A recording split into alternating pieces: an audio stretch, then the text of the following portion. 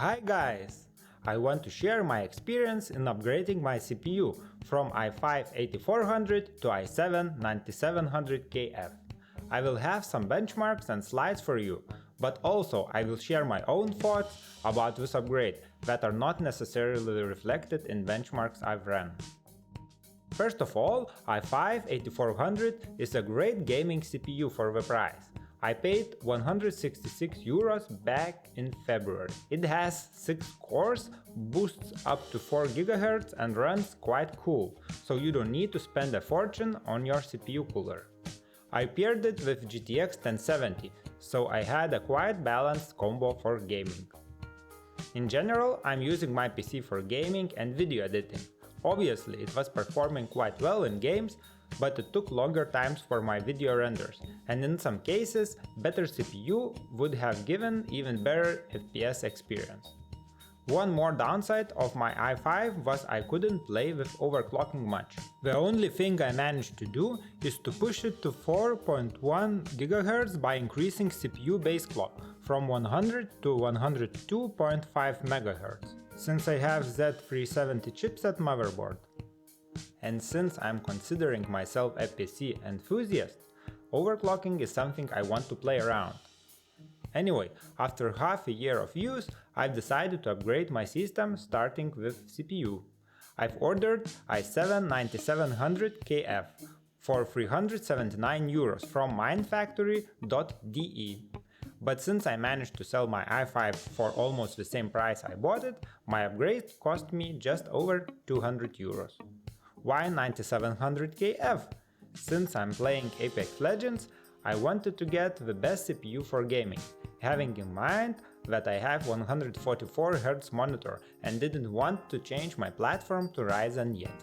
And the big brother 9900K was still more expensive, needs even better cooling solution, and not even mentioning I have quite cheap Z370 motherboard. At the time, I was using Cooler Master Hyper 212 RGB Black Edition cooler, and since I was upgrading to i7, I was not sure it will be enough cooling power. After a few game sessions, I was getting just over 70 degrees Celsius, but during stress tests like Prime 95 or IDA 64, I was reaching high 80s, and I was not even overclocking my new toy. I knew one more upgrade is waiting, but let's leave it for now. As I mentioned before, mainly I play Apex Legends, and so these were the numbers I was interested the most. But it's really hard to benchmark this game, since most of the time you land on a different spot with a different amount of enemies and other variables going around you. But I've tried my best. So here are the numbers. There was no difference regarding average FPS, but we had a 4 to 6% improvement in 1% and 0.1% lows. It's no surprise, since clearly my GPU is bottlenecking here, and MSI Afterburner numbers confirm that. One more benchmark, World of Tanks enCore. Here we see even less improvement, no change in average FPS, few FPS different in 1% lows, and the most improvement part in 0.1% lows, around 6% better. In Firestrike we have a 5.5% increase in score.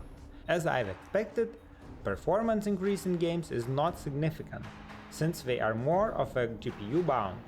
But man, that's a good feeling when you get a new CPU anyway, even if you didn't manage to double your performance.